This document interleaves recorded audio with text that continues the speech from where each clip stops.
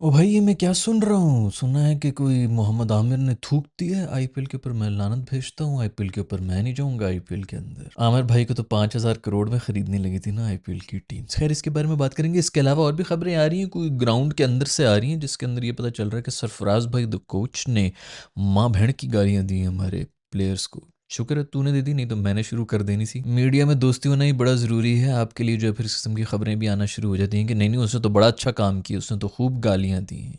ऊपर से सब मिले हुए, बीचों बीच सब मिले हुए। इन सब चीज़ों के बारे में आज की इस एपिसोड में हम बात करेंगे। सबसे पहले तो बात करेंगे जिसके अंदर मोहम्मद आमिर ने कहा है कि मैं आईपीएल के ऊपर लानत भेजता हूँ, मैं नहीं खेलूंगा आईपीएल में, जो मर्जी हो जाए, मैं अवेलेबल ही नहीं हूँ आईपीएल के लिए। असल में जिनको नहीं पता उनको मैं बता दूं कि उनकी जो नेशनैलिटी थी वो हो चुकी है, कागज़ उनके पूरे हो चुके हैं। इंग्लैंड जिन्होंने उनको खूब सराहा, उनके टैलेंट को खूब पहचाना, सबसे पहले उनको मशहूर करने वाली वो कौम जिसने उनकी तरबियत की, नेशनैलिटी भी दे बैठी है। तो उसकी बेस के ऊपर बहुत से लोग 2 साल पहले तक तो ये बात कर रहे थे कि आपका सर जब पासपोर्ट हो जाएगा ब्रिटिश, तो फिर तो आप आईपीएल के लिए जा सकेंगे।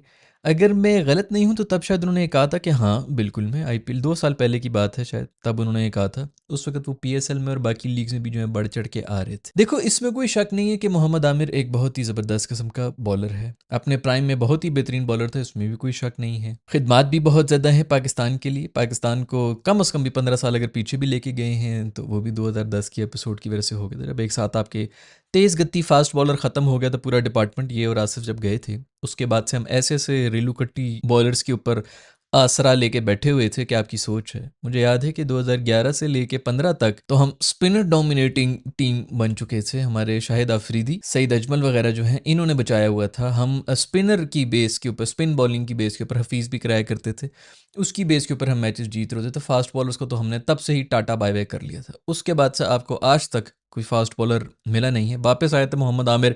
आप ये देखेंगे वो जब गए जेल में गए, अपना उन्होंने सेंटेंस काटा, उसके बाद वापस आए। मेरा ख्याल उनके कोई बैन चैन था कितने अरसे का कि आप खेल नहीं सकते ये वो, तो उन्होंने सब कुछ पूरा किया, फिर डोमेस्टिक खेलना शुरू किया। उसके बाद हम मिन्नतें कर रहे थे खुदा के लिए इसको ले लो। तकरीबन 7 साल के बाद ही आए होंगे, या जिस तरह भी आप लोग करेक्ट कर देना, जो भी वो 5-6 साल हो चुके थे। कोई एक बॉलर नहीं आया था पाकिस्तान के सर्किट में जो हम कह सके कि नहीं वो आ गया, अब हमें तो मेरी ज़रूरत ही नहीं है मोहम्मद आमिर। हम तब भी रो रहे थे खुदा के लिए वापस आ जाए भाई, कोई भी नहीं है। राहत भाई और वहाब भाई के ऊपर हमने पूरा का पूरा आसरा किया हुआ था, और उन्होंने खूब पाकिस्तान को जो है ऐसे ऐसे वर्ल्ड कप जिताए, ऐसे ऐसी टूर्नामेंट और ट्रॉफियां जिताई हैं। बस वो एक स्पेल कर दिया था किसी ने, वो आज तक लोग जो है वही, जिस तरह 152 वो जो हमने चेस कर लिया था इंडिया के ऊपर, उसी तरह स्पेलों की बेस के ऊपर भी लोग हैं वो। तो फिर चलो 152 इंडिया के खिलाफ आपने वर्ल्ड कप के अंदर चेस किया था। बहुत से हमारे प्लेयर एक स्पेल करा के, बॉलिंग स्पेल करा के जो है आज तक बेहतरीन पोजीशंस के ऊपर बैठे में, कि वो क्या स्पेल था। खैर, तो आमिर भाई वापस आ गए थे। इनमें कोई शक नहीं है कि भाई बहुत ज़बरदस्त स्किल्ड है, और बहुत ज़बरदस्त जो है वो थिंकिंग बॉलर हैं पाकिस्तान में इस वक्त भी। अभी भी वो इस करंट फॉर्म के अंदर भी पाकिस्तान की जो तेज़ गति के खूबसूरत स्पेयर हेड जो 3-4 आपके जो फास्ट बॉलर्स हैं, उनसे बहुत ही बेहतर है। बेशक छक्के खा ले, लेकिन छक्का तभी खा रहा होता है कि नीचे कम से कम फील्डर भी खड़ा होता है। इस तरह के वो छक्के खा रहा होता है, पता चल रहा होता है कि चलो बॉल कम से कम उधर करा रहा था। थोड़ा बहुत चांस था कि मिस टाइम हो जाती तो कैच भी हो सकता था। अब तो ऐसी भी कोई बात नहीं है, एक ओवर में 22 रन हों कि 2 ओवर के अंदर 45 रन हों, मसला ही कोई नहीं सर, हो जाएगा, आप एक दफा हुक्म तो करें। तो ये तो स्टैंडर्ड था, अब नहीं है आमिर भाई का। पिंडीज के अंदर भी 3-4 करोड़ रुपए में एक तो ये बिके थे। उसके बाद हम यही उम्मीद कर रहे थे कि बड़ा कोई पिंडीज का जो है वो फास्ट बॉलिंग डिपार्टमेंट जो बड़ा सॉलिड होगा, एक आमिर भाई से उम्मीदें थी। इतनी कोई तरक्की और थर्ड क्लास बॉलिंग कराई है उन्होंने इस वक्त पीएसएल के अंदर के, बस अब वो भी खत्म हो गया। तो अगर आप पीएसएल में भी अगले अगले साल भी अगर एक तो बिक जाएं, बिकेंगे तो शायद पता नहीं कितनी कीमत पे बिकेंगे, उससे अगले साल तो आप पीएसएल में भी नहीं बिक रहे, जहाँ पे दुनिया के रिटायर्ड कौम जो है वो आके पार्टिसिपेट करती है, और उन्हीं के ऊपर हमारे ऑलराउंडर्स और ये सब जो है वो शॉटे मार मार के फिर हीरोज ही बने हुए होते हैं। तो वहां पर भी बिक जाए तो बड़ी बात होगी। अब अगर आप ये सोच रहे हैं कि इस कंडीशन में आप आईपीएल के अंदर ऑक्शन में अपने आप को प्रेजेंट करेंगे और आपको वो जो है पैसे दे के ख़रीद भी लेंगे, तो नहीं, ऐसा नहीं होने लगा। तो बिल्कुल सही टाइम है, इसी के ऊपर आके आप जो है वो कौमियत का नारा लगा के आईपीएल के ऊपर लानत भेजते हैं, जो कि आपने कर भी लिया। वेरी गुड, इसी तरह करना चाहिए इंसान को, जो है अक्लमंदाना फैसले करने चाहिए। और फुल टाइम पाकिस्तानियों की तो इस तरह तालियां भी बड़ी सीटियां बजा रहे होंगे लोग, बहुत ज़बरदस्त चीता लगा है, शेर है मेरा मोहम्मद आमिर। तो असलियत यही है दोस्तों, कि उनको मेरे नहीं ख्याल किसी भी आईपीएल टीम ने उठाना था। एक तो वैसी पाकिस्तानी के ऊपर करके जो है बेइज्जत करके वो वैसी मैसेज एक देने के चक्कर में ना लेते, तो वो तो एक बेइज्जती होनी थी। उसके बाद अब तो कोई ऐसी परफॉर्मेंस भी नहीं है कि बंदा कहे कि जी लोग मर रहे होंगे आईपीएल वाले कि वो हमारी टीम में, नहीं नहीं तू हमारी टीम में। और अगर किसी ने उठा भी लिया ना, अगर आप 35,000 में बिकते और उनका कोई डोमेस्टिक का लड़का जो है वो 60-70 हज़ार रुपए में बिक जाता, तो वो मजीद बेइज्जती हो जाती कि 35,000 में लेके बेंच के ऊपर बैठाया हुआ है और खेलने भी नहीं दे रहे। तो भाई सच तो यही है कि नहीं, हमारे इस वक्त हमारे जो ज़बरदस्त किस्म के जो आपकी नेशनल टीम के जो फास्ट बॉलर्स हैं वो ना बिके इस वक्त आईपीएल के अंदर जाएं तो आप तो फिर जो है रिटायर हो चुके हैं और आपकी उम्र भी हो चुकी। तो most probably next year most probably शायद ये खुद ही ना खेलें अगर उनको टीम चाहिए तो, और उनका टीवी करियर तो वैसे भी फिट जाएगा। तो वो अब टीवी के ऊपर ही आपको नजर आएंगे, ज़्यादा मशहूर हो जाएंगे। अब ज़्यादा मशहूर होंगे और लोग जो तालियां बजाएंगे कि सर आप क्यों नहीं आ रहे, क्यों नहीं आ रहे। वो सब भूल जाते हैं कि 3 महीने पहले सर के साथ क्या हुआ, उससे 3 महीने पहले सर के साथ क्या हो रहा था। लेकिन अभी वो दुनिया के सबसे बड़े एक्सपर्ट, जैसे कि हम देख रहे थे कि अभी वो टीवी शोज में बैठ के पूरा का पूरा प्लान बना रहे होते थे कि अभिषेक शर्मा को किस तरह आउट करना है, फलाने दिग्गज प्लेयर को किस तरह आउट करना है, और खुद जो है वो खुश दिल शाह से कुटें खा रहे होते थे। कोई बचाने वाला नहीं था मेरे दोस्त को। खैर भाई ये हैं खबरें आईपीएल से। उन्होंने लेकिन लानत भेज दी है, हमें थूकता हूँ आईपीएल के ऊपर। वेरी वेल डन, ज़बरदस्त आमिर भाई, हम सब आपके साथ हैं। थैंक यू वेरी मच, आपने पाकिस्तान का नाम बहुत रोशन कर लिए। आईपीएल वालों का रो रो के बुरा हाल है, इंडिया पूरा रो रहा है। उन्होंने बड़े मुझे रिक्वेस्टें की, मैंने कहा भाई नहीं मैं भी नहीं बात करूंगा, आप लोग नहीं डिजर्व करते हैं कि हमारा जो है वो दुनिया का सबसे बेहतरीन तेज़ गति वाला बॉलर जो है वो आपके इस रेलू कटे टूर्नामेंट के अंदर है। दूसरी तरफ सैफी भाई की खबरें आ रही हैं। जब आपकी मीडिया के अंदर दोस्त वोस्त हो ना, बस मीडिया के साथ आपका वो चल रहा हो, तो आपकी जो रिपोर्टें इसी तरह लगा रहे होते हैं, आई आई आई बड़ी सब अंदर से लीक हो क्या, ये सैफी भाई ने बड़ी बेइज्जती कर दी। तो और क्या करते, सैफी भाई जो है वो बरातियों की तरह सामने नाचते पूरी टीम के, और क्या बेइज्जती कर ली होगी। बेइज्जती किया करो ग्राउंड में जाने से पहले ना, हारने के बाद जो है बेइज्जती कर दी। आई डोंट नो किए कि नहीं की, लेकिन खबरें शबरें तो जो मतलब खुद ही जो फीड की गई हैं मीडिया के अंदर वो यही की गई हैं कि जी सैफी भाई ने बुला के एक प्लेयर को बहुत जलील किया है, बैटर्स को जलील किया कि तुम लोगों ने बड़ी जो है कन्वर्ट नहीं किया, तुम लोग जो है 40-40 50-50 बॉलिंग खेल के बैठे हुए थे, 80-80 बॉलिंग खेल के बैठे हुए थे, उसके बाद भी आउट हो गए।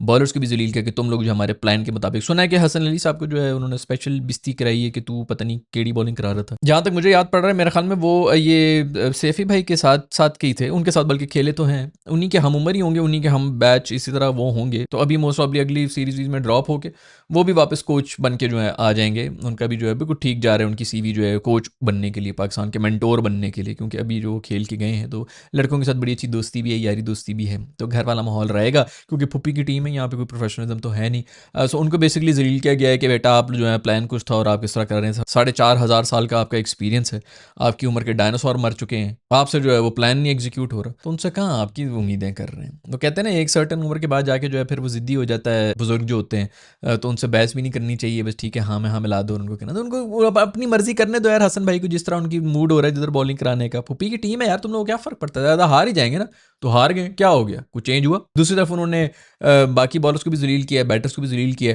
इसके ऊपर सुना है कि टीम वालों ने भी वापस जवाब दे दिया, उन्होंने कहा है जो बैटर्स हैं उन्होंने ये कहा है कि भाई ये हमारी गलती नहीं है, बॉलर्स जो है वो फेल हो गए हैं। मेरी वाली वीडियो देखी होगी ना, वो पिछले मैच के अंदर जो मैं कह रहा था कि भाई ये बैटर्स को हम गालियां दे रहे हैं लेकिन बॉलर्स की गलती है, तो उन्होंने वहां से जो है वो देखते ये सब है, तो उन्होंने वही रीज़न दे दिया कि हम तो बॉलर्स की वजह से हारे हैं, ये पिच इतने की थी नहीं, 116 के ऊपर 6 आउट थे, उसके बाद इन्होंने 280 करवा दिए। तो बॉलर्स ने आगे से ये जवाब दिया कि भाई बकवास कर रहे हैं भाई, हमने 400 रन करवाए थे, 400 रन तो पहली एपिसोड में अरसी भाई ने बोला था ना, वो 400 रन तो पिछले वाले टेस्ट मैच था जिसके अंदर हुए थे, इस वाले के अंदर तो नहीं हुए, इसमें तो 280 बनाए हुए थे, 280 बना लेते। तो उसके अंदर बैटर्स ने कहा नहीं वो जो पिच थी वो 2 पेस थी, फलानी थी, ये थी, तो बॉलर्स आगे से बकवास कर रहे हैं भाई, ये झूठ बोल रहे हैं। मूवमेंट थी सिर्फ पहले जो है वो कुछ वो जो बॉल न्यू थी और वो जो शुरू का सेशन था, इसीलिए उन्होंने टॉस जीत के पहले बॉलिंग नहीं थी, उसके अंदर मूवमेंट थी, हमने पूरी तरह से कैपिटलाइज कर लिया था, हमने 6 आउट इनके कर लिए थे।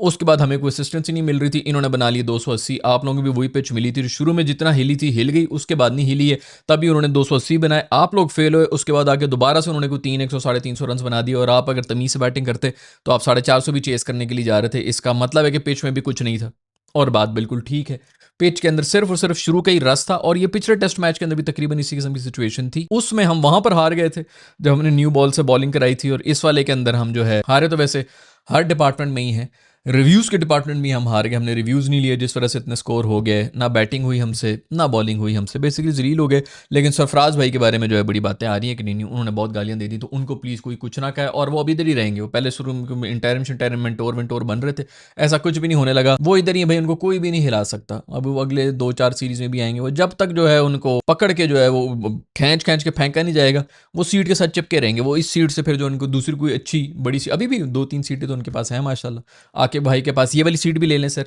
ये वाली सीट अगर आपको चाहिए हो प्लीज़ ये भी आके ले लें। दूसरा असद भाई जो हैं वो भी गालिबन 3-4 वो एनसीए वेनसीए की भी वो हैं, वो भी 3-4 सीटों के ऊपर हैं। वहाब भाई पिछले तकरीबन कोई 6 साल से जो है वो कुछ ना कुछ लगे हुए हैं, अच्छी नौकरी के ऊपर हैं।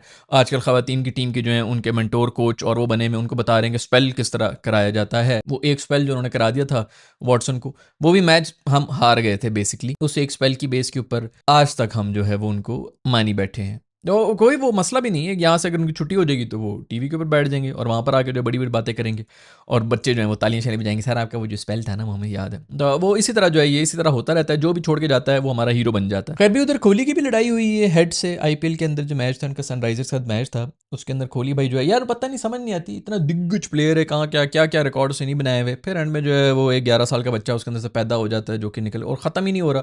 भाई मैं समझ सकता हूँ हीट ऑफ द मोमेंट में निकल गया, बैटिंग के दौरान होगी कोई ऊंच नीच होगी, फलाना हो गया, गर्म हुए हुए होते हैं आप, कुछ ना कुछ चल रहा होता है। मैच खत्म होने के बाद भी जो है हाथ नहीं मिलाऊंगा मैं, हाथ यूं करके निकल गए, हाथ आगे करके। ये इनकी जो ना पुरानी आते हैं, वो पाकिस्तान से भी जो हाथ नहीं मिलाना वो नहीं करना फुल्ला। मैं कहता हूँ ये ऑस्ट्रेलियंस भी जो है ना इसके ऊपर मजीद जो है मजाक उड़ाएंगे, हंसेंगे खूब, टांगे ऊपर कर करके हंसेंगे कि यार क्या बच्चे हैं, क्या हरकतें कर रहे हैं।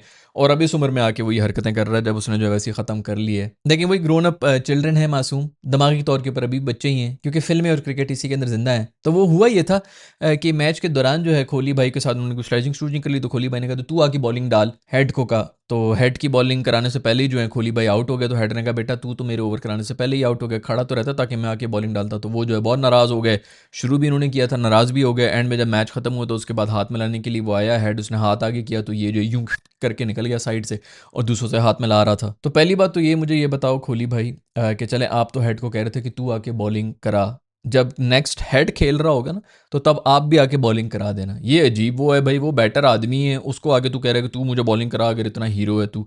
तो कल को कोहली भाई से गुजारिश है कि जब हेड बैटिंग कर रहा होगा ना तो ये कहें कप्तान को कि इधर दे बॉल, मैं अभी इसको आउट करता हूँ, ताकि हिसाब बराबर हो और पता भी चल जाए कि कौन नेड़ी है। खैर भाई कोहली भाई की ये जो खूबसूरतियाँ हैं ये तो इसी तरह रहेंगी ना, वो तो कभी भी ख़त्म होने वाली हैं। इसी की वजह से तो वो इतना मशहूर होते रहे हैं, क्योंकि आई डोंट नो, क्योंकि बस फिल्मीपन नहीं रुकना चाहिए। फिल्मीपन डायलॉग ये वो, अरे धुरिंदर हूँ तुझे पता है मैं ये वो फलाना, फिल्मों में भी जीतेंगे क्रिकेट में भी जीतेंगे। पूरी दुनिया जो है वो सिर्फ या फिल्म पे चलती है या क्रिकेट में चलती है, उसके अलावा रियलिटी कुछ भी नहीं है, बाकी सब कुछ झूठ है।